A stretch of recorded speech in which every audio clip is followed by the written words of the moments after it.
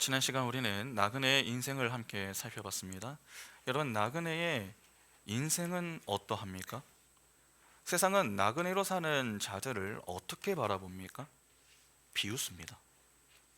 힘이 없어서 약한 자다, 실패한 자다, 무능력한 자다, 그렇게 무시하고 외면을 하죠. 이 땅의 주인이라 여기며 사는 이들에게 나그네들은 비웃음의 대상입니다. 그래서 그런 자들은 나그네의 말을 진지하게 듣지 않죠. 이 땅에 참 나그네로 오신 분이 예수 그리스도이십니다. 예수는 흠모할 만한 것이 없었습니다. 세상편에서 볼 때는 이 매력적이지 않았다는 말입니다. 예수는 하나님이십니다.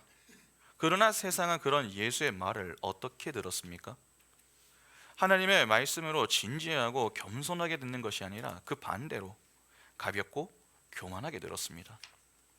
그러니까 하나님의 언약을 믿지 않더라 하는 것입니다. 이렇게 죄로 타락한 죄인들, 다시 말하면은 이 땅의 나그네가 아닌 주인으로 사는 이들은 하나님의 말씀까지도 비웃으며 삽니다. 그러나 하나님은 전능하신 분이십니다. 아무리 세상이 비웃어도 하나님의 뜻은 온전하게 이루어지죠. 다시 말해서 세상과 함께 택한 백성이 비웃어도 하나님은 그 비웃음을 진짜 웃음으로 바꾸어 버리십니다.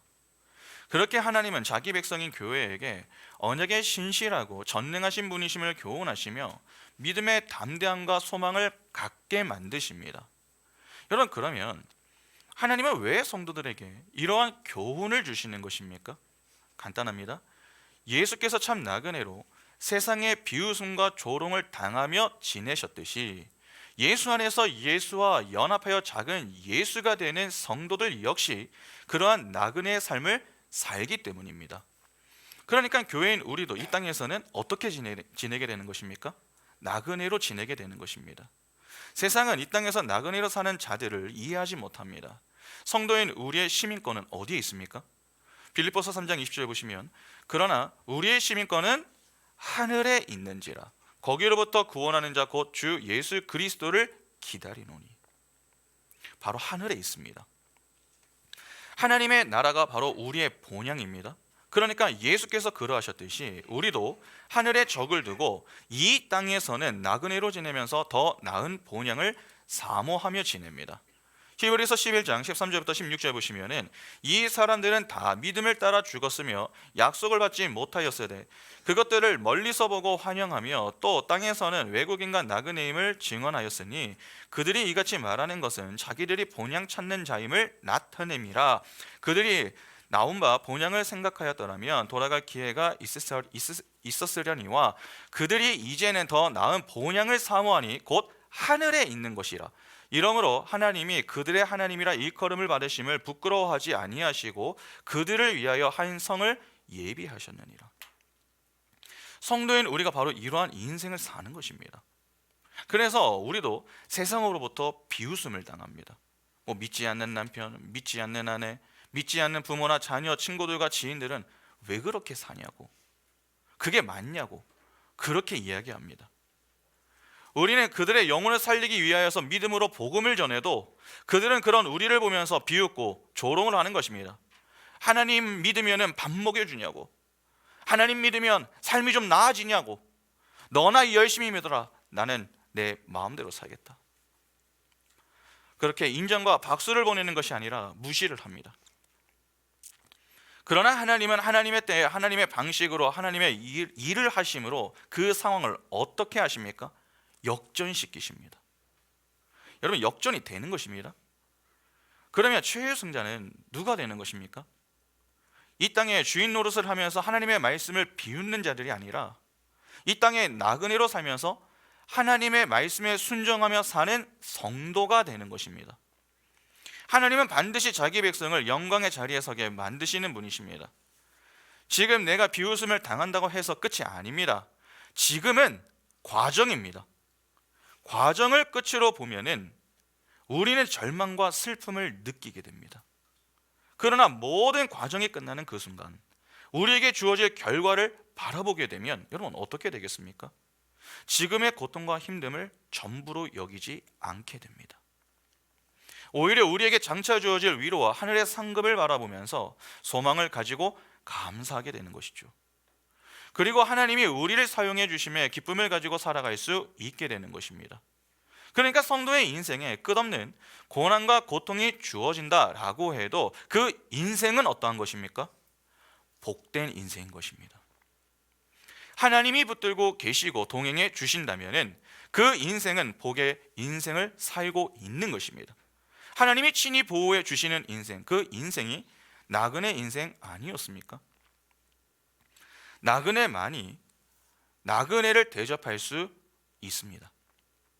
참 나그네이신 예수 그리스도를 믿고 영접함으로 여러분 우리가 무엇을 얻었습니까? 생명을 얻었습니다. 그 생명을 받아 사랑이 된 우리가 사랑을 전할 수 있는 사랑의 실천자로 살 수 있다라고 하는 것 자체가 은혜가 아니면 무엇입니까? 이것이 복이 아니면 무엇이냐는 것입니다. 우리는 복을 받았고 복을 전하는 자들로 부름을 받았습니다. 그러면 우리는 항상 말씀을 통해서 무엇을 확인해야 하겠습니까? 내가 받은 복이 무엇인가? 그것을 확인해야 하는 것입니다. 자꾸 이 땅의 복을 달라고 떼를 쓰는 것이 아니라 이미 내게 주어진 복, 주어지고 있는 복, 장차 주어질 그 복을 확인해야 하는 것입니다. 여러분, 성도인 우리에게 복이 도대체 무엇입니까? 복이 무엇입니까? 여전히 예수 믿고 내가 잘 되는 것입니까? 만사형통, 부귀영화, 소원성취, 무병장수와 같은 것들입니까? 그렇지 않습니다. 그러한 것들은 복은 복인데 참된 복은 아닙니다. 우리에게 진짜 복, 성도에게 진짜 복은 예수 그리스도입니다. 여전히 적지 않은 이들이 설교 시간을 통해서 어떻게 예수를 믿어 이 땅의 복을 받을 수 있는지 방법론에 자꾸 관심을 두려고 합니다. 그러나 이 시간은 오직 예수 그리스도의 십자가 복음만을 배우는 시간입니다. 다시 말해서 하나님이 어떤 분이시고 내가 누구인지, 하나님과 나의 관계가 어떠한지를 확인하여 하나님과 올바른 관계 속에서 하나님이 요구하시는 것을 성실히 수행하는 그러한 시간이 되는 것입니다. 그러니까 방법론보다는 존재론을 두고 고민해야 하는 시간이 바로 설교 시간이다, 그렇게 볼 수 있습니다. 그러면 보시기 바랍니다. 하나님은 자기 백성에게 무엇을 알려주십니까? 하늘의 비밀을 알려주십니다. 우리는 하늘의 비밀이다 그렇게 이야기를 하니까 마치 신비스러운 것으로 생각을 하는 그러한 경향이 있습니다. 그러나 매우 간단합니다. 하나님이 우리에게 밝히 보여주시고 가르쳐 주시는 것은 딱 하나밖에 없습니다. 예수 그리스도입니다. 그래서 우리가 말씀을 통해 배워야 하는 것이 예수 그리스도다, 그렇게 이야기하는 것입니다. 오늘 본문이 바로 이 내용을 다루고 있습니다. 전에 한번 말씀을 드렸지만 여러분, 창세기 18장은 크게 두 가지의 내용을 다루고 있습니다. 하나가 아브라함이 나그네를 대접하는 내용이고, 다른 하나가 아브라함이 롯을 위하여서 중보를 하는 내용입니다. 15절까지가 나그네 대접에 관한 내용이라면 16절부터는 아브라함의 중보 기도에 관한 그러한 내용이 됩니다. 오늘 우리는 16절부터 21절까지를 읽었는데 오늘은 좀 이 17절을 중심으로 해서 내용을 좀 보려고 합니다. 먼저 본문을 보겠습니다. 창세기 18장 16절부터 21절 보시면은 그 사람들이 거기서 일어나서 소돔으로 향하고 아브라함은 그들을 전송하러 함께 나가니라. 여호와께서 이르시되 내가 하려는 것을 아브라함에게 숨기겠느냐? 아브라함은 강대한 나라가 되고 천하 만민은 그로 말미암아 복을 받게 될 것이 아니냐? 내가 그로 그 자식과 건속에게 명하여 여호와의 도를 지켜 의와 공도를 행하게 하려고 그를 택하였나니 이는 나 여호와가 아브라함에게 대하여 말한 일을 이루려 함이니라. 여호와께서 또 이르시되 소돔과 고모라에 대한 부르짖음이 크고 그 죄악의 심이 무거우니 내가 이제 내려가서 그 모든 행한 것이 과연 내게 들린 부르짖음과 같은지 그렇지 않은지 내가 보고 알려 하노라. 오늘 우리가 읽은 부분은 부지 중에 하나님과 천사들을 대접하고 이 배웅을 하는 그 자리에서 하나님이 아브라함에게 그분이 하실 일에 대해서 말씀을 주시는 장면입니다. 일단 우리의 눈길을 끄는 것은 하나님이 아브라함에게 그분이 행하실 일을 알려주셨다라고 하는 사실입니다. 여기서 먼저 우리가 보아야 할 내용은 이것입니다. 17절을 다시 한번 보시기 바랍니다. 여호와께서 이르시되 내가 하려는 것을 아브라함에게 숨기겠느냐? 본절을 보면 하나님이 아브라함에게 내가 하려는 것을 아브라함에게 숨기겠느냐 그렇게 말씀을 하시죠. 여기 내가 하려는 것이라고 하는 어구를 조금 주목해서 볼 필요가 있습니다. 기본적으로 내가 하려는 것이 있음은 여러분 계획이 있다 하는 말 아닙니까? 이는 하나님이 어떠한 분이심을 보여주는 것입니까? 무계획적인 분이 아님을 보여주는 것입니다. 다시 말해서 그냥 마구잡이로 일을 하시는 그러한 분이 아니라는 말입니다. 하나님은 매우 계획적이고 체계적인 분이십니다. 이는 천지창조 기사만 보아도 이는 분명하게 알 수가 있는 것이죠. 첫째 날부터 여섯째 날까지 창조기사를 잠시 한번 좀 생각해 보시기 바랍니다. 여러분 무엇을 창조하셨습니까? 첫째 날에는 빛을 창조하셨고, 둘째 날에는 궁창 즉 하늘을 창조하셨으며, 셋째 날에는 땅과 식물을 창조하셨습니다. 그리고 넷째 날은 해, 달, 별을, 다섯째 날은 물고기와 새를 지으시고, 마지막 여섯째 날에는 짐승과 사람을 창조하셨습니다. 여기 첫째 날부터 여섯째 날까지 창조하신 것들을 보게 되면은 하나님은 마구잡이로 지으신 것이 아니라 매우 체계적으로 지으셨다라고 하는 것을 알 수 있습니다. 첫째 날부터 셋째 날은 여러분 이 틀에 해당을 하고, 넷째 날부터 여섯째 날은 그 틀에 담길 내용물에 해당을 합니다. 틀이 없는데 어떻게 내용물이 존재할 수 있습니까? 그릇 없는 여러분 그릇이 없이 음식을 담을 수 있습니까? 그럴 수는 없습니다. 그러니까 하나님은 계획적으로 일을 하시지 그냥 하시는 것은 아닙니다. 그러면 하나님의 계획이 무엇입니까? 지금 하나님이 하려고 하시는 것이 무엇입니까? 소돔과 고모라를 심판하시는 겁니다. 왜 소돔과 고모라를 심판하십니까? 20절을 보면은 죄악의 심이 무겁기 때문이다라고 합니다. 다시 말해서 죄 때문입니다. 여러분 죄의 삭시 무엇입니까? 사망입니다. 죄의 결과로 인한 심판이 주어지는 것입니다. 이 비슷한 모습이 이미 한 차례 있었죠. 이 땅에 부패와 하나님의 한탄 그리고 심판이 주어졌던 적이 있었습니다. 바로 노아의 홍수 심판입니다. 그때와 크게 다르지가 않습니다. 그런데 여기서 우리가 조금 주목해서 보아야 할 내용이 있습니다. 우리는 하나님의 심판 기사를 볼 때마다 야, 하나님이 심판하셨다, 여기에 초점을 두고 하나님을 무서운 분으로 이해를 하려고 하는 경향이 있습니다. 분명 하나님은 죄를 미워하시는 분이심을 교훈합니다, 성경은. 그러나 초점은 하나님의 심판에 있는 게 아닙니다. 하나님의 관심은 하나님의 택한 백성에게 있습니다. 세상은 하나님의 관심 대상이 아닙니다. 죄로 타락한 죄인들이 모여 사는 곳이 세상이고, 그 세상을 대표하는 곳으로 소돔과 고모라가 등장을 하는 것입니다. 여러분 세상은 어느 순간 갑자기 악해진 게 아닙니다. 원래 악했습니다. 생각해 보시기 바랍니다. 선악과 사건으로 인간이 어떻게 되었습니까? 죄로 타락한 죄인이 되었죠. 그런 죄인들이 모여 사는 곳이 세상입니다. 죄의 자리에서 발생하는 것은 무엇밖에 없습니까? 악밖에 없습니다. 죄인들이 모여 사는 세상은 어떠한 것입니까? 악한 것이죠. 아무리 서로 선행체계와 지식체계를 만들고 합의했다라고 해도 하나님 앞에서는 그 모든 것들이 악이 됩니다. 이는 세상에서는 여러분 무엇을 찾아보기가 어렵다는 말이 되겠습니까? 선을 찾아보기 어렵다 하는 말이 됩니다. 그러니까 언제 심판이 주어져도 문제가 되지 않는 것입니다. 그러나 그 세상 속에 누가 함께합니까? 창세전 언약에 따라 구원을 받아야 할 하나님의 택한 백성이 있습니다. 이 사실이 매우 중요합니다. 지금 하나님이 아브라함에게 소돔과 고모라를 심판하신다 그렇게 말씀을 하셨지만, 그 소돔과 고모라에는 누가 있습니까? 아브라함의 조카 롯이 있습니다. 여러분 롯이 누굽니까? 아브라함 편에서는 매우 배은망덕한 그러한 사람 아닙니까? 롯의 아비 하란이 죽었을 때에 아브라함이 그를 거두어 줬습니다. 아브라함이 애굽에 내려갔을 때에 롯을 방패막이로 삼았던 것이 아니라 그의 아내를 누이로 속이면서 롯을 보호했습니다. 자신의 상속자로 여기면서 롯을 아끼는 그러한 모습이었죠. 그러나 이후 롯이 보인 모습은 어떠했습니까? 아브라함과의 갈등으로 인하여서 삼촌의 품을 떠나버렸습니다. 여러분 떠난 것도 떠난 것이었지만 그 떠나는 과정이 아브라함에게는 더 큰 상처였습니다. 아브라함을 향한 존중과 배려가 없었습니다. 철저히 자신만을 생각하는 이기적인 모습을 보이며 자신만의 애국 건설을 위하여 그냥 떠나버렸죠. 마치 토사구팽을 당한 것 같은 그러한 상황이 된 것입니다. 그런데 나중에 동방연합군에 의해서 롯이 전쟁포로가 되었다라고 하는 소식에 아브라함이 생명을 걸고 롯을 구했습니다. 그러나 그때에도 롯은 아브라함의 품으로 돌아오지 않았습니다. 아브라함의 마음에 다시 한번 스크래치를 주고 떠나버리죠. 여러분, 이 정도면 철천지 원수 아닙니까? 롯은 소돔과 고모라가 좋아서 간 것입니다. 성경을 보면 소돔과 고모라에 대한 롯의 애정이 남달랐다라고 하는 것을 알 수 있습니다. 소돔과 고모라에 있는 모든 자들이 하나님의 심판에 죽임을 당할 때에 롯은 그의 딸들과 살아나왔습니다. 그러나 그 이후 그가 보였던 모습은 딸들과 잠자리를 가지면서 모압과 암몬을 낳는 것이었습니다.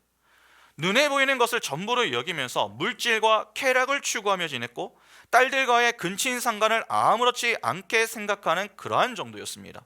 여러분, 이 정도면은 타락의 끝판왕 아닙니까? 그러니까 물질과 쾌락의 노예라고 표현을 해도 전혀 이상하지 않는 인물이 롯입니다.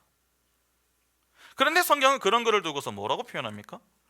베드로후서 2장 7절을 보시면 무법한 자들의 음란한 행실로 말미암아 고통당하는 의로운 롯을 건지셨으니. 롯은 세상 사람, 즉 죄인과 다를 것이 없는 자였습니다. 그러나 성경은 그를 의로운 자다, 그렇게 표현을 합니다. 그러면 보시기 바랍니다. 지금 하나님이 심판하실 곳이 소돔과 고모라입니다. 그곳에는 수많은 죄인들이 지내고 있습니다. 그러나 그곳에 지금 의인이 있습니다. 의인은 하나님의 백성 아닙니까? 의라고 하는 것이 관계 용어라고 반복해서 말씀을 드렸습니다. 하나님과의 올바른 관계 속에서 하나님이 명하시는 것을 성실히 수행할 수 있는 그러한 상태를 가리킵니다. 하나님의 은혜 안에서 하나님과 연합하게 되는 자가 의인입니다. 하나님의 은혜를 입어서 하나님과 연합이 되는 것입니다. 그러면 소돔과 고모라가 하나님의 심판을 받을 때에 여러분, 적어도 누구는 심판을 받으면 안 됩니까? 롯은 받으면 안 됩니다. 왜냐하면 하나님은 자기 백성을 구원하시기로 작정을 하셨기 때문에 그렇습니다. 여러분, 하나님은 그냥 일하시는 것이 아니라 계획적으로 일을 하십니다. 그런데 하나님은 언약에 따라 움직이시는 분 아닙니까? 이는 하나님의 계획은 언약과 관련이 있다는 말이 됩니다. 그러면 여기서 이런 궁금함이 생깁니다. 하나님의 계획, 즉 언약 백성을 구원하기로 작정하신 것은 언제인가 하는 것입니다. 에베소서 1장 3절부터 6절 보시면 찬송하리로다 하나님 곧 우리 주 예수 그리스도의 아버지께서 그리스도 안에서 하늘에 속한 모든 신령한 복을 우리에게 주시되 곧 창세 전에 그리스도 안에서 우리를 택하사 우리로 사랑 안에서 그 앞에 거룩하고 흠이 없게 하시려고 그 기쁘신 뜻대로 우리를 예정하사 예수 그리스도로 말미암아 자기의 아들들이 되게 하셨으니 이는 그가 사랑하시는 자 안에서 우리에게 거저 주시는 바 그의 은혜의 영광을 찬송하게 하려는 것이라. 바로 창세전입니다. 하나님은 창세전 언약에 따라 하나님의 택한 백성을 세상에서 구원하여 하나님의 영광을 찬양하게 만드시는 것입니다. 그러면 지금 하나님이 하려고 하시는 것이 무엇입니까? 단지 세상을 향한 하나님의 심판이 아니라 본래 세상 속 죄인들과 함께 하나님의 심판에 죽어야 할 자기 백성을 죽지 않게 하시는 것, 즉 구원을 말씀하시는 겁니다. 그래서 다른 곳이 아니라 롯이 있는 소돔과 고모라로 향하는 것입니다. 그러니까 노아의 홍수 심판과 소돔과 고모라의 심판의 초점은 죄로 인한 심판에 있는 것이 아니라 그 죄의 자리에서 하나님은 하나님의 택한 백성을 반드시 구원하신다라고 하는 구원의 은혜에 초점이 있는 것입니다. 때문에 자꾸 하나님을 오해해서 하나님은 너무나도 무서운 분이시다, 그렇게만 생각하면 안 됩니다. 오히려 그 진노 중에 자기 백성을 죽지 않게 보호하시려고 은혜로 건져내시는 하나님의 사랑과 하나님의 은혜를 엿볼 수 있어야 합니다. 잘 생각해 보시기 바랍니다. 노아의 홍수 심판 때에 세상의 모든 생명이 다 죽었습니다. 하나님의 심판을 피해갈 수 있는 존재가 없음을 보여주는 것 아닙니까?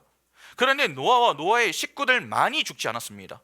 어떻게 그들이 죽지 않고 살 수 있었던 것입니까? 도대체 그들이 다른 이들과 무엇이 달라서 살아남은 것입니까?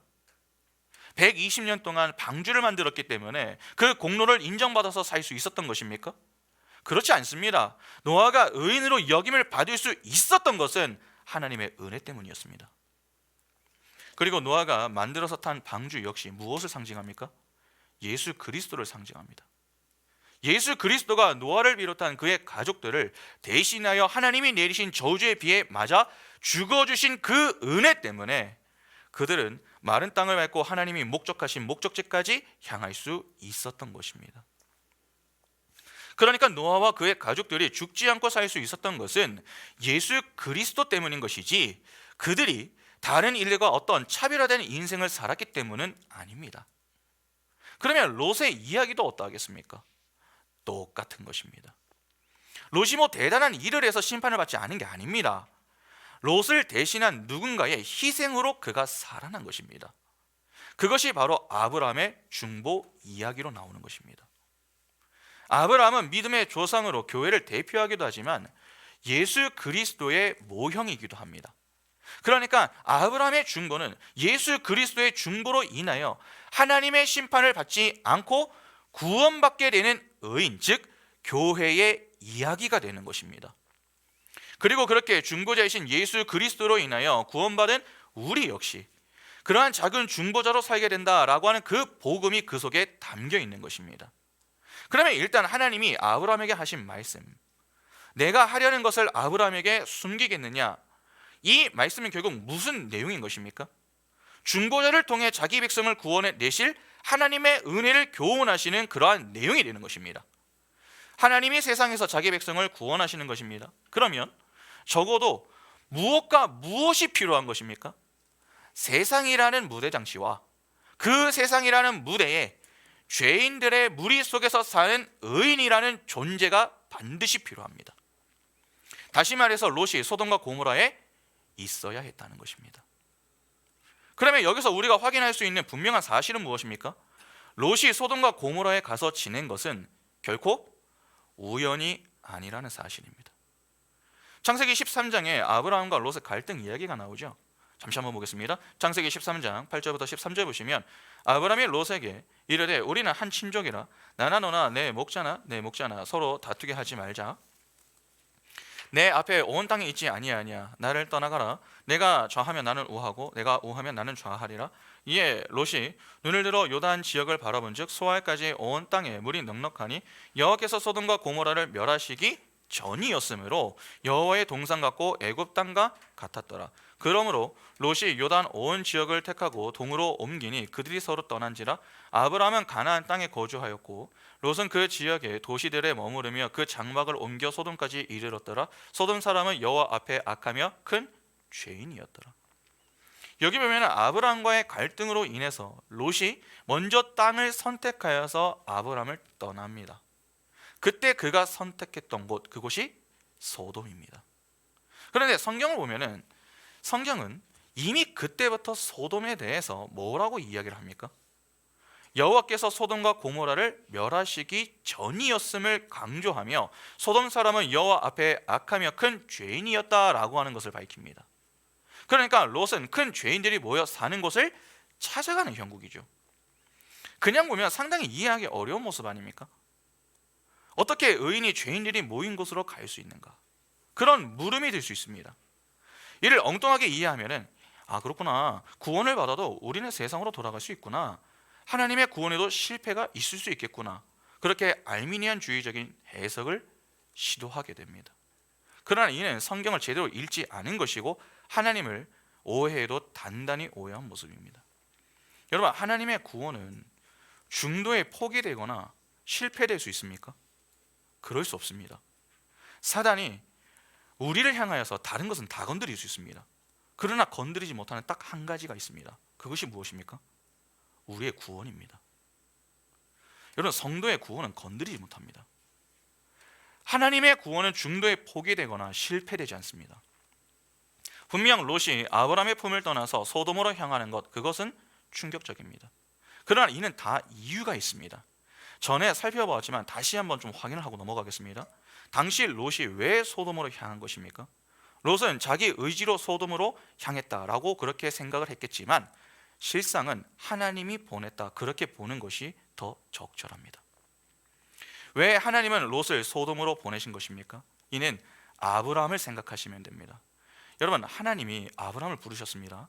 갈대아 우르에서 그를 부르셔서 반복하여 약속하셨던 것이 무엇이었습니까? 무엇을 약속하셨죠? 땅과 씨를 약속하셨습니다. 특히 자녀에 관한 약속은 이 아브라함에게 매우 중요했던 것 아닙니까?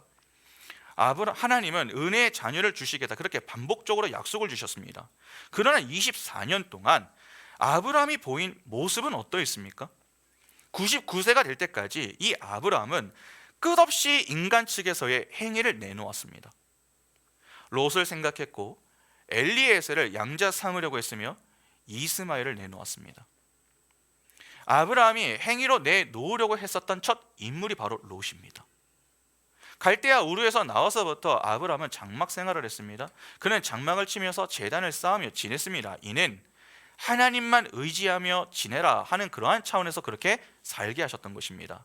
그러니까 아브라함은 보이는 세상이 아니라 보이지 않는 하나님을 의지하며 지내야 했던 것입니다. 그런데 그의 눈에 자꾸 누가 들어옵니까? 롯이 들어왔습니다. 그래서 그가 가나안 남방에서 심한 기근을 만나서 애굽으로 내려갔을 때 바로 어떠한 모습을 보였습니까? 아내를 누이로 속여서 바로에게 넘겨주는 그런 모습을 보였던 것 아닙니까? 내가 살아야 하나님의 약속이 이루어질 수 있다 그렇게 여기면서 그냥 아내를 팔아버렸습니다. 아내를 잃어도 롯이 있으니까 괜찮아 그렇게 여겼던 것입니다.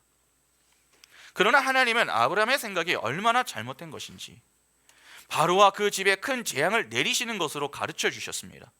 그리고 아브라함과의 갈등 문제로 아브라함의 곁을 떠나게 만드시죠. 아브라함이 눈에 보이는 롯에 집착을 해서 하나님의 은혜를 믿음으로 붙들지 못하는 그 자리에 그냥 가만히 내버려 두시는 것이 아니라 그 인생 속에서 그가 생각하지도 못했던 문제를 만나게 하심으로 그가 가장 소중하게 여겼었던 그 롯을 잃게 만들어 버리신 겁니다. 여러분, 왜 잃게 하십니까? 하나님의 백성이라고 하시면서 왜 그 인생의 환난을 만나게 하시며 아브라함을 고통 속으로 밀어 넣으십니까? 간단합니다. 내가 의지하던 그 모든 것이 다 사라졌을 때 그때 진짜 누구를 붙들게 됩니까? 하나님을 붙들게 됩니다. 하나님은 자기 백성에게 반드시 믿음을 갖게 만드십니다. 하나님을 믿는 믿음을 갖게 하십니다. 이는 보여주면 믿겠다는 믿음이 아닙니다. 믿으면 보인다의 믿음입니다. 하나님은 하나님이 기뻐하시는 그 믿음을 갖게 만들기 위하여 아브라함을 자꾸 인생의 환난들을 만나게 하시면서 보이는 세상을 전부로 여기는 것이 아니라 보이지 않는 하나님을 소망하도록 그의 믿음을 은혜로 붙들고 다듬어 가셨던 것입니다. 그러니까 하나님이 아브라함 품에서 롯을 떼어내신 것은 1차적으로 아브라함의 믿음 때문입니다. 아브라함이 롯이 아닌 하나님을 의지하는 믿음의 사람이 되도록 만들기 위하여 의도적으로 그러한 상황들을 허락하셨던 것입니다. 그런데 그때 롯이 선택하여 갔던 곳이 소돔입니다. 아까도 확인을 했지만 소돔 사람은 하나님 앞에 악하며 큰 죄인이라고 했습니다. 그리고 하나님의 심판이 임하기 전이었다라고 하는 내용이 들어가 있었습니다. 창세기 13장 10절을 다시 한번 보겠습니다. 이에 롯이 눈을 들어 요단 지역을 바라본즉 소알까지 온 땅에 물이 넉넉하니 여호와께서 소돔과 고모라를 멸하시기 전이었으므로 여호와의 동산 같고 애굽 땅과 같았더라. 이는 하나님에 의해서 소돔과 고모라가 심판받을 것을 예고하는 내용 아닙니까? 그러니까 하나님은 의도적으로 롯을 장차 하나님의 심판이 임할 소돔과 고모라를 택하여 가도록 하게 하셨던 것입니다. 그런데 그 이유와 궁금함이 오늘 드디어 해결이 되는 것입니다. 왜 롯이 소돔과 고모라로 향한 것입니까? 중보자를 통한 하나님의 백성이 구원받게 된다라고 하는 것을 교훈할 목적 때문입니다. 그런데 그 중보자의 역할을 누가 합니까? 아브라함이 합니다. 아브라함의 중보로 롯이 죽지 않는 것입니다. 바로 이 내용, 예수 그리스도의 중보로 죽지 않고 살게 되는 교회의 이야기를 교훈하기 위하여 하나님은 하나씩 하나씩 준비를 하시며 그분의 때에 맞게 일을 하셨던 것입니다. 아브라함이 하나님을 의지하지 않으면 중보자의 역할을 담당할 수 있습니까? 없습니다. 그래서 먼저 하나님은 롯을 아브라함의 품에서 떠나게 만들어 소돔과 고모라로 향하게 하신 것입니다. 그렇게 하나님은 아브라함을 중보자의 역할을 수행할 수 있는 자로 만들어내신 것이죠. 하나님의 손길에 의해서 다듬어진 이 아브라함은 끝내 중보자의 역할을 수행할 수 있는 자가 되었습니다. 99세 때까지 오래 참으심으로 그를 기다려 주시며 그의 육적 자아를 완전히 죽이시지 않았습니까? 엘샤다이, 언약에 신실하신 전능하신 하나님이 자포자기 상태에 놓인 그 아브라함을 붙들고 어디까지 인도해 가십니까? 하나님 앞에서 행하여 완전한 자로 서는 그 자리까지 인도해 가십니다. 움직이지 않던 그의 손과 발을 움직이게 만드셨습니다. 무뎌졌던 그의 마음에 다시 한번 믿음을 갖게 만드시고 하나님의 믿음이 그의 손과 발을 움직여서 할례를 행하게 만든 것입니다. 온전한 순종을 했습니다. 그렇게 할례 언약 아래에 속한 아브라함은 사랑이 됩니다. 왜냐하면 하나님이 사랑이시기 때문에 그렇습니다. 사랑은 성령의 열매입니다. 예수는 성령의 열매를 풍성하게 맺게 만드십니다. 그 열매를 가지고 아브라함이 먼저 행했던 것이 나그네를 대접하는 것이었고, 이제 자신의 원수였던 롯이 있는 그 소돔과 고모라를 향하여 중보하는 중보자의 삶을 사는 모습으로 나타나고 있는 것입니다. 롯은 바로 그러한 아브라함의 중보로 심판 중에서 죽지 않고 살 수 있었던 것입니다. 그러면 생각해 보시기 바랍니다. 처음에 서로가 갈등해서 갈라지기로 결심을 했을 그 당시 두 사람은 무엇을 생각했겠습니까? 이 상황을 통해서 하나님이 우리에게 원하시는 것이 무엇일까? 하나님의 뜻이 무엇일까? 그러한 생각을 했겠습니까? 아닙니다. 서로에 대한 서운한 감정에 충실했을 가능성이 더 높습니다. 당시에는 이해가 되지 않습니다. 아브라함 편에서는 더욱 그러하지 않겠습니까? 야, 내가 이렇게까지 잘해줬는데 어떻게 내게 이럴 수가 있는가? 그렇게 롯에 대한 실망과 그로 인한 상처가 더 크게 느껴졌습니다. 그때 그래, 롯이 소돔에 가는 것이 다 하나님의 뜻이 있을 거야. 나중에 내가 롯을 위하여 무언가를 하는 날이 있을 거야. 그렇게 생각했을 리 마음모합니다. 당시에는 이해가 되지 않았습니다. 내 인생에 왜 이런 시련과 고난이 주어지는지 이해할 수가 없었습니다. 그러나 세월이 흐르고 보니까 다 이유가 있었음을 알게 되는 것입니다. 롯을 떠나보낸 이후에 아브라함은 하나님만 의지하는 법을 배웠습니다. 그렇게 하나님을 의지하는 자가 되어서 이제는 사랑을 흘려보내는 자가 된 것 아닙니까? 그 사랑으로 이제 그가 하려고 하는 것이 무엇입니까? 자기를 배신하고 떠나간 그 롯을 위하여서 기도하는 자가 되었습니다. 하나님의 뜻을 이루는 일꾼으로 쓰임을 받는 자가 되더라 하는 것입니다. 롯도 자기가 왜 소돔과 고모라로 향하는지 모릅니다. 그냥 자기 자신만의 애국 건설을 위한 야망과 꿈을 가지고 가서 그냥 지낸 것입니다.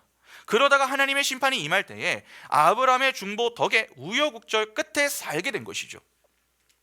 지나서 보니까 이해가 되는 것이지 지나가는 그 과정에서는 이해가 되지 않습니다.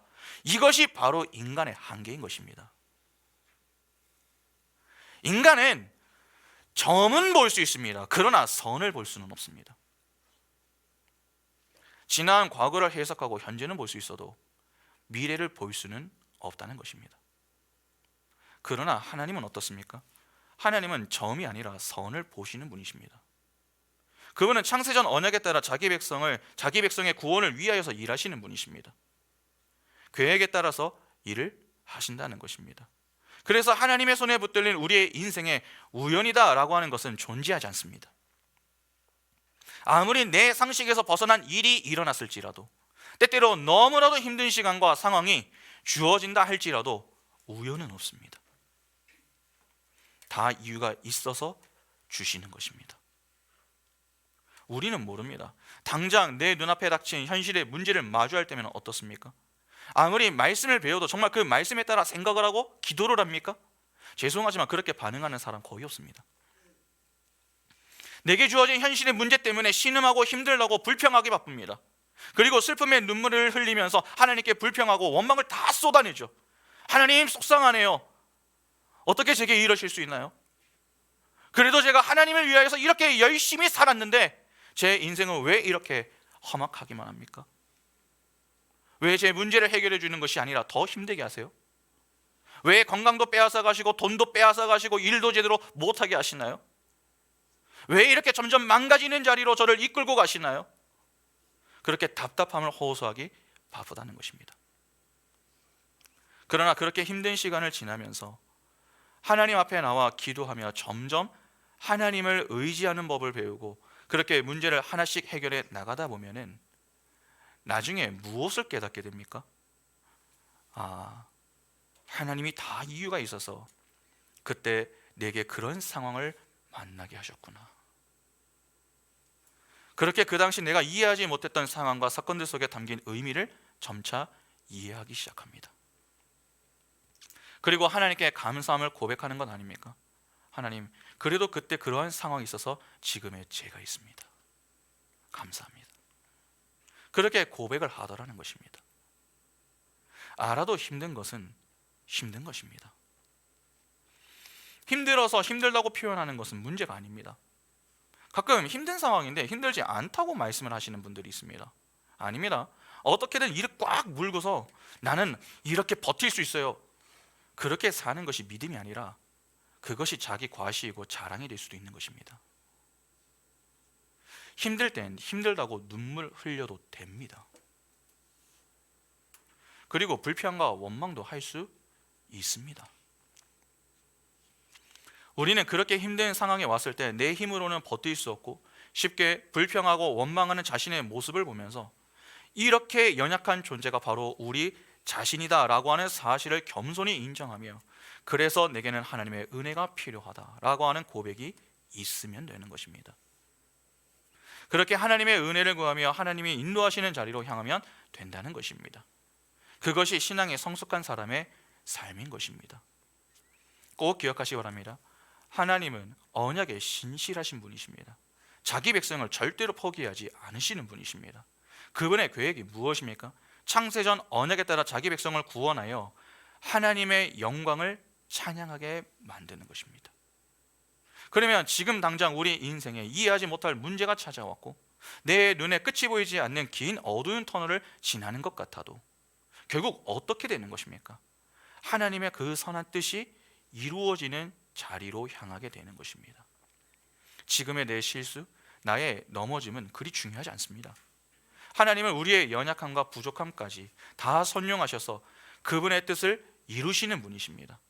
합력하여 선을 이루시는 분이시다라고 하는 것입니다. 그런데 아마 어떤 분들은 그러면 이 말을 창세기 13장에서 미리 해 주셨으면 어땠을까? 그런 생각을 하시는 분들이 계실지도 모르겠습니다. 참으로 좋은 생각입니다. 그러나 롯과의 갈등이 있을 때 이 이야기를 해 주셨다면은 여러분, 아브라함이 어떻게 반응을 했겠습니까? 제대로 된 반응을 보일 수 있었겠습니까? 그렇지 않습니다. 보이는 롯으로 만족을 하려고 했었던 그 아브라함에게 하나님의 계획을 이야기한다고 아브라함이 그 말씀 앞에 알겠습니다, 하나님의 뜻이 이루어질 수 있기를 원합니다, 주님의 말씀에 따르겠습니다, 그렇게 반응을 하겠습니까? 오히려 왜 그렇게 해야 합니까? 그런 말들이 나올 수 있는 것 아니겠습니까? 하나님이 아브라함에게 이 말씀을 하신 시점도 대단히 중요합니다.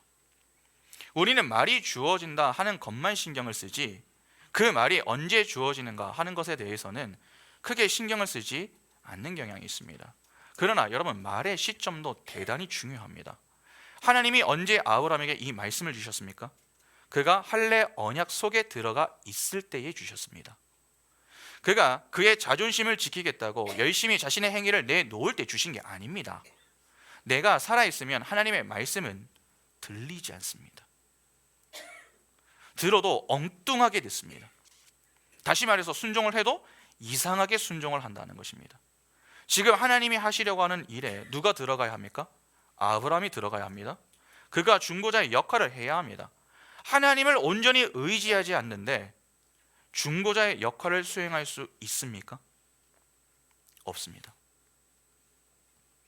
여러분, 우리의 잘못된 생각이 무엇인지 아십니까? 우리의 때에 하나님이 일을 해 주시기를 바라고 우리의 뜻이 이루어지기를 바라는 것입니다. 그러나 하나님은 절대로 우리의 때에 일하지 않으십니다. 그분은 그분의 때에 그분의 방식으로 일하십니다. 더욱이 우리의 뜻을 이루시는 그 일에 협력하시는 분도 아닙니다.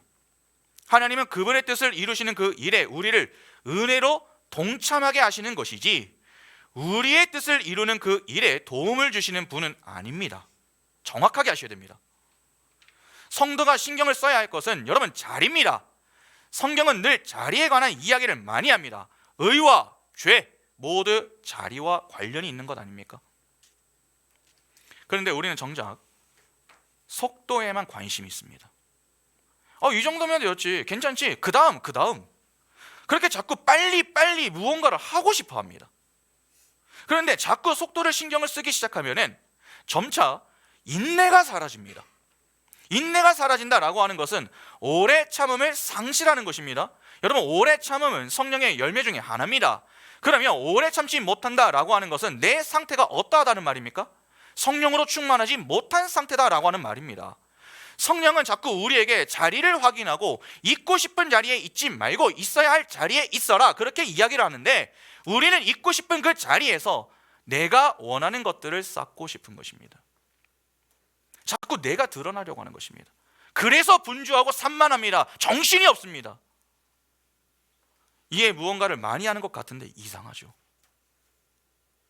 아닙니다. 조금 차분해질 필요가 있습니다. 내 자리를 늘 확인해야 합니다. 내가 있어야 할 자리에서 하나님이 침묵하고 계시다면 그 침묵 역시 하나님의 응답임을 기억하며 하나님의 때까지 인내할 수 있는 믿음을 강구하는 것이 우리의 강구가 되어야 하는 것이지, 자꾸 왜 응답하지 않으시냐고 짜증을 내서는 안 됩니다. 나보다 나를 더 잘 아시고 우리보다 더 정확한 때를 아시는 분이 하나님이십니다. 그러면 나를 믿고 내 때에 일하시기를 기대하기보다는 그 하나님의 때까지 하나님의 뜻을 바라보며 잠잠히 내게 주어진 그 자리에서 최선을 다하며 살아내는 것이 더 중요하지 않겠습니까?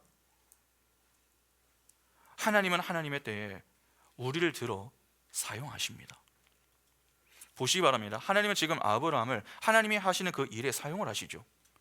남을 위해 중보자의 삶을 사는 그 일에 쓰임을 지금 받고 있는 것입니다. 그런데 그 일에 그가 쓰임을 받기 위하여서 하나님은 그를 몇 년 동안 준비시키셨습니까? 20년이 넘는 세월 동안 준비를 시키셨습니다. 20년 동안 아브라함이 준비했던 것이 무엇이었습니까? 하나님이 무엇을 하게 하셨습니까? 아브라함의 육적 자아를 죽이게 만드셨던 것 아닙니까? 할례 언약 속에 거하는 자로 만들어 내셨다는 것입니다. 그러니까 하나님은 우리를 구원하신 그 이후에 광야 인생길이라는 훈련장에서 자기 부인의 과정을 지나게 하시며 우리의 육적 자아를 죽여 하나님만 의지하는 자로 만들어 할례 언약 아래에 거한 자로 중보자의 삶을 살게 만드시는 것입니다. 다시 말해서 작은 예수의 삶을 살게 만드신다 하는 것입니다. 이를 이해하면 그 뒤에 나오는 아브라함에게 숨기겠느냐라고 하는 어구도 쉽게 이해할 수 있습니다. 하나님이 아브라함에게 하나님이 하시려고 하는 그 일을 드러내신 것입니다. 아브라함에게 말씀하시기 전에 이것은 비밀이었습니다. 그러나 아브라함에게는 모든 것을 다 가르쳐 주시는 것입니다. 왜 하나님이 아브라함에게는 하나님의 비밀을 가르쳐 주십니까? 하나님의 비밀이 누구에게는 비밀이 아닙니까? 하나님의 백성에게는 비밀이 아닙니다. 아브라함은 믿음의 조상입니다. 교회의 대표입니다. 아브라함은 할례 언약 안에 있는 자입니다. 다시 말하면 하나님과의 관계가 회복이 된 자리에 있는 자죠. 하나님과의 관계가 회복된 상태에 있는 자가 누굽니까? 의인 아닙니까? 하나님은 의인을 어떻게 여기십니까? 친구로 여기십니다. 야고보서 2장 23절에 이에 성경에 이른바 아브라함이 하나님을 믿으니 이것을 의로 여기셨다는 말씀이 이루어졌고 그는 하나님의 벗이라 칭함을 받았나니. 본절을 보면 아브라함은 하나님의 벗이라 칭함을 얻었다라고 합니다. 실제로 성경을 보면 하나님은 아브라함을 자신의 벗이다 그렇게 표현을 합니다. 이사야 41장 8절 보시면 그러나 나의 종 너 이스라엘아 내가 택한 야곱아 나의 벗 아브라함의 자손아. 하나님은 창조주이시고 인간은 피조물입니다. 피조물이 창조주의 벗이 될 수 있습니까? 그럴 수 없습니다. 더욱이 하나님은 왕이십니다. 반대로 인간은 왕을 섬겨야 하는 종입니다. 어떻게 종이 왕의 친구가 될 수 있습니까? 불가능합니다. 그런데 하나님은 그런 관계에 놓인 그 아브라함을 그분의 친구로 대접을 하시는 겁니다. 그러면 아브라함만 특별히 친구로 여겨주신 것인가? 그렇지 않습니다. 아브라함은 믿음의 조상입니다. 그 후손인 성도 모두를 다 친구로 대접해 주십니다. 요한복음 15장 13절과 14절 보시면 사람이 친구를 위하여 자기 목숨을 버리면 이보다 더 큰 사랑이 없나니 너희는 내가 명하는 대로 행하면 곧 누구의 친구입니까? 나의 친구라. 예수의 친구다. 성경은 하나님의 비밀을 듣고 이해하여 행하는 자들은 모두 하나님의 친구다, 그렇게 이야기합니다. 하나님은 하나님의 비밀을 누구에게만 알려주십니까? 교회에게만 알려주십니다. 누가복음 8장 10절에 이르시되 하나님의 나라의 비밀을 아는 것이 너희에게는 허락되었으나 다른 사람에게는 비유로 하나니 이는 그들로 보아도 보지 못하고 들어도 깨닫지 못하게 하려 함이라. 그러면 하나님이 친구로 여기시는 그 교회에게 가르쳐 주시는 하나님의 비밀이 무엇입니까? 우리가 이미 답은 알고 있지만 한번 말씀을 보겠습니다. 에베소서 3장 2절부터 6절 보시면 너희를 위하여 내게 주신 하나님의 그 은혜의 경륜을 너희가 들었을 터이라. 곧 계시로 내게 비밀을 알게 하신 것은 내가 먼저 간단히 기록함 같으니 그것을 읽으면 내가 그리스도의 비밀을 깨달은 것을 너희가 알 수 있으리라. 이제 그의 거룩한 사도들과 선지자들에게 성령으로 나타내신 것 같이 다른 세대에서는 사람의 아들들에게 알리지 아니하셨으니 이는 이방인들이 복음으로 말미암아 그리스도 예수 안에서 함께 상속자가 되고 함께 지체가 되고 함께 약속에 참여하는 자가 됨이라. 골로새서 1장 26절과 27절에 이 비밀은 만세와 만대로부터 감추어졌던 것인데 이제는 그의 성도들에게 나타났고 하나님이 그들로 하여금 이 비밀의 영광이 이방인 가운데 얼마나 풍성한지를 알게 하려 하심이라. 이 비밀은 너희 안에 계신 그리스도시니 곧 영광의 소망이니라. 골로새서 2장 2절에 이는 그들로 마음의 위안을 받고 사랑 안에서 연합하여 확실한 이의 모든 풍성함과 하나님의 비밀인 그리스도를 깨닫게 하려 함이니. 하나님이 교회에게 가르쳐 주시는 하나님의 비밀이 무엇입니까? 예수 그리스도입니다. 예수 그리스도는 유일한 중보자이십니다. 디모데전서 2장 5절 보시면 하나님은 한 분이시요 또 하나님과 사람 사이의 중보자도 한 분이시니 곧 사람이신 그리스도 예수라. 그러면 이를 조금 정리하면 어떻게 되겠습니까? 하나님이 아브라함에게 드러내 보이신 비밀은 결국 무엇입니까? 중보자를 통한 구원입니다. 이렇게 성경은 다 일관된 이야기를 합니다. 의인의 구원이 무엇으로 이루어지는 것인가? 바로 하나님의 은혜로 이루어지는 것이다. 그것을 가르쳐 주시는 것입니다. 다시 말해서 예수 그리스도의 십자가 복음으로 교회의 구원이 일어나게 됨을 보여주는 것입니다. 구원을 받기 전 우리가 바로 하나님의 원수 아니었습니까? 그랬던 우리가 어떻게 심판의 자리에서 구원을 받은 것입니까? 유일한 중보자 예수 그리스도의 십자가 죽음 때문입니다. 그 예수 그리스도를 예표하는 인물이 아브라함입니다. 하나님은 자기 백성에게 진리를 깨닫게 하십니다. 하나님의 비밀을 깨닫게 하신다 하는 것입니다.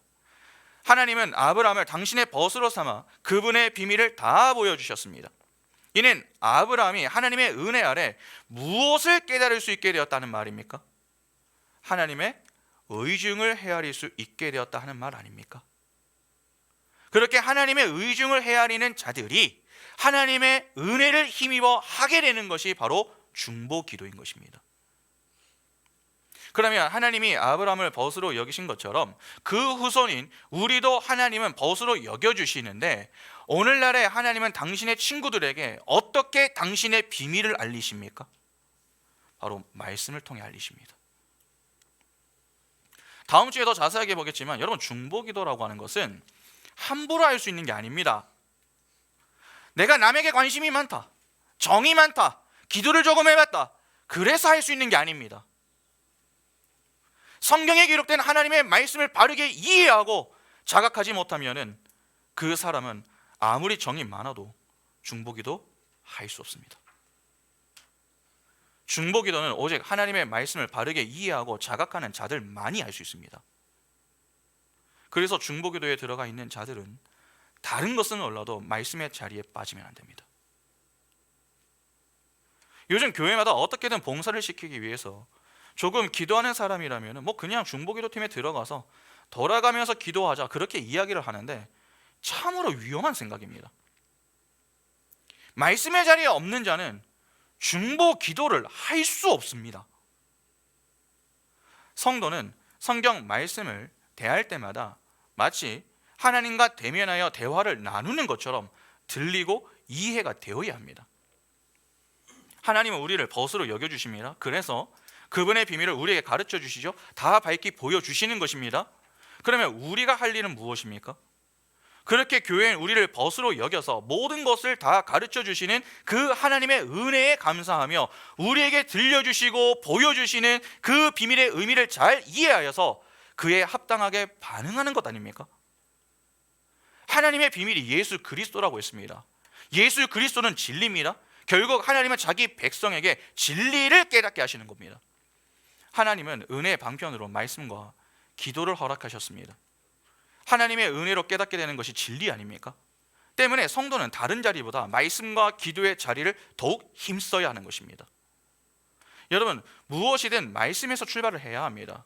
말씀을 듣고 말씀을 읽고 말씀을 상고하는 그 자리에서부터 시작을 해야 합니다. 다른 것은 다 되는데 말씀을 듣는 게 되지 않습니다. 이상하게 설교 시간만 되면 졸리고 지루하고 다른 생각이 납니다. 그런 자들은 하나님과 대면은 하고 있지만 대화는 단절된 상태에 있는 것입니다. 하나님과 대면하는 것과 대면하여 대화를 나누는 것은 다른 문제입니다. 연인이 데이트를 왜 하죠? 우리 여기도 지금 커플들 있지 않습니까? 앞으로 커플이 될 분들도 계시고, 여러분 커플들이 왜 데이트를 합니까? 모르세요? 결혼하신 분들도 계시지 않습니까? 데이트 하셨잖아요. 데이트를 왜 하시죠? 그냥 서로 얼굴만 보고 있으면 됩니까? 다 절레절레 하시네요. 여러분 카페에서 얼굴만 보고 있으면 됩니까? 차 한 잔 딱 서로 사놓고? 그렇지 않습니다. 얼굴을 보고 서로 대화를 해야 하는 것 아닙니까? 아, 좋아하고 사랑하니까 얼굴만 보고 있어도 된다. 그런 사람 없습니다. 좋아하고 사랑하기 때문에 시간 가는 줄 모르고 계속 이런저런 이야기를 나누는 것 아닙니까? 점점 편한 상대로 여겨져 내 속마음을 편하게 이야기를 하는 것입니다. 하나님과의 대화도 그러해야 하는 것입니다. 그런 점에서 말씀 시간은 우리에게 편안한 시간이 되어야 합니다. 물론 말씀을 가볍게 들으라는 의미는 아닙니다. 신앙의 진지함을 가지고 말씀을 듣는 것을 이야기합니다. 내 죄를 폭로하고 하나님의 은혜의 필요성과 중요성이 선포되는 시간인데 내 영혼에 문제가 달린 그 자리에서 어떻게 가볍게 대충 들을 수 있습니까? 간절하고 진지하게 들어야 합니다. 그러나 그 대상이 우리의 아버지이십니다. 그런데 그분이 우리를 벗삼아 친구로 대해 주신다고 하죠. 그만큼 우리를 친근하게 대해 주신다는 것입니다. 그분의 뜻을 우리에게 밝히 계시해 주시며 그분의 마음을 헤아릴 수 있게 해 주십니다. 그때 우리는 우리를 벗삼아 그분의 뜻을 밝히 드러내시는 하나님의 세심한 배려와 사랑에 포근함과 편안함을 느낄 수 있어야 합니다. 그러니까 어떠한 면에서 여러분 지금의 이 말씀 시간은 여러 감정이 교차하는 그러한 시간이다, 그렇게 볼 수 있는 것입니다. 나의 실존을 폭로하는 시간이기에 아프고 힘들고 슬픈 마음이 듭니다. 애통하는 것입니다. 그런데 나의 그 모든 애통을 우리 주님께서 십자가에서 다 가져가시고 그분의 의를 우리에게 전가해 주신다라고 하는 그 은혜로 인하여 위로를 받기도 하고, 그렇게 우리를 위로하시며 은혜로 함께 하시는 분이 우리를 벗으로 여겨주시는 아버지이십니다. 그래서 편안하고 즐거운 시간이 바로 설교 시간인 것입니다. 설교 시간을 통해서 하나님은 말씀으로 우리에게 그분의 비밀인 예수 그리스도를 깨닫게 하십니다. 우리는 말씀을 통해 우리에게 그 하늘의 신비를 깨닫게 하시는 하나님의 의중을 헤아리고 하나님의 은혜를 힘입어 하나님의 뜻을 구하는 기도의 자리로 향하게 되는 것입니다. 그때 진정한 남을 위한 간구, 즉 중보 기도를 하게 되는 것입니다. 오늘 우리에게 말씀의 자리는 어떠합니까? 하나님과 대면하는 정도에서 그치고 계십니까? 아니면 하나님과 대면하여 대화하는 것처럼 하나님의 말씀이 들리고 이해가 되고 있습니까? 사랑하는 연인이 서로 대면하여 대화를 나눌 때에 여러분 조는 사람은 없습니다. 너무 전날 무리를 해서 피곤해도 최대한 집중을 하려고 하죠. 대화가 길어지다가 보면은 잠시 집중력이 흐트러질 때도 있습니다. 그러나 그러다가도 곧바로 집중을 하려고 하지 않습니까? 왜 그렇게 합니까? 상대를 사랑하기 때문에 그렇게 하는 것입니다. 연인과 또는 친구들과의 대화는 그러한데 정작 하나님과의 대화는 어떻습니까? 설교 시간에 졸지 마시기 바랍니다. 피곤해서 뭐 졸 수는 있습니다. 그러나 제발 부탁을 드리는데 숙면은 취하지 마시기 바랍니다. 하나님과 대면할 수 있다는 것, 그 자체가 우리에게 영광 아닙니까? 부정한 상태로 하나님을 만나면요 다 죽습니다. 그래서 구약 시대에 이 유대인들, 히브리 사람들은 하나님의 이름을 함부로 부르지 못했습니다. 왜냐하면 너무나도 무서웠기 때문이죠. 그런데 그 하나님이 우리를 예수 그리스도 안에서 예수와 연합된 예수로 보시고 우리와 교제를 해 주신다고 합니다. 그냥 교제가 아닙니다. 우리를 벗으로 삼아서 그분의 이야기를 들려주신다고 합니다. 교제가 안 되는 것을 단지 교제가 되는 정도가 아니라 그 가운데 은혜를 충분히 누릴 수 있도록 모든 것을 다 제공해 주셨습니다. 그러면 적어도 그 앞에서 최소한의 예의는 갖추어야 하지 않겠습니까? 설교 시간이 너무 길게 느껴지십니까? 뭐 1시간 정도 되니까 너무 깁니까? 지루하고 재미가 없습니까? 그러면 그 이유를 한번 생각해 보시기 바랍니다. 왜 길고 지루하고 재미가 없을까?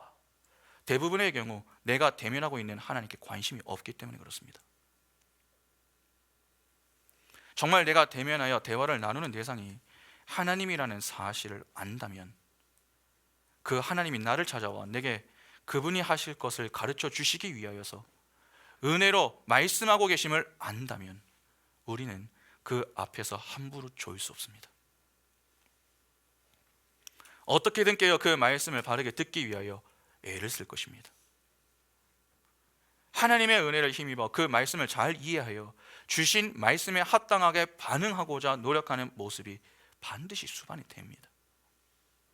말씀 시간에 자꾸 습관적으로 졸고 있다면 기도하시기 바랍니다. 말씀 시간이 계속 지루하고 재미가 없다면 기도하시기 바랍니다. 말씀은 내 힘으로 듣는 게 아닙니다. 하나님의 은혜로 듣는 것입니다. 그 은혜를 구하시기 바랍니다. 그래서 지금은 설교가 길고 지루하고 재미없게 들리지만 점점 하나님의 은혜로 설교가 짧고 지루하지 않으며 재미있게 들리는 자리로 향할 수 있기를 위하여 지속적으로 깨어 기도하시기 바랍니다. 여러분, 말씀을 들으셔야 합니다. 다 들려주시고 다 보여주시는데 왜 이를 거부하십니까? 아닙니다. 하나님이 오늘 이 아브라함에게 하신 이 말씀, 내가 하려는 것을 아브라함에게 숨기겠느냐, 당시 다른 이들에게도 주어졌던 이야기가 아닙니다. 오직 아브라함에게만 주어졌습니다. 하나님의 택한 백성에게만 주시는 말씀입니다. 오늘 우리에게 동일하게 하나님은 하나님이 하려고 하는 것을 숨기지 않으시고 말씀해 주고 계십니다. 믿음의 눈을 열고 오늘도 우리를 찾아와 그분이 행하실 일을 밝히 보이시며 하늘의 신비를 가르쳐 주시는 그 하나님의 은혜에 감사할 수 있기를 바랍니다. 그래야 하나님의 말씀을 바르게 이해하고 그에 합당한 반응으로 하나님의 뜻을 구하는 자, 중보자를 통하여 구원을 받은 우리가 이제는 작은 중보자가 되어 남을 위하여 나의 생명을 걸고 간구할 수 있는 이웃사랑의 실천자로 날마다 하나님께 영광 돌리는 복된 인생이 다 될 수 있기를 간절히 소망합니다. 함께 찬양하겠습니다.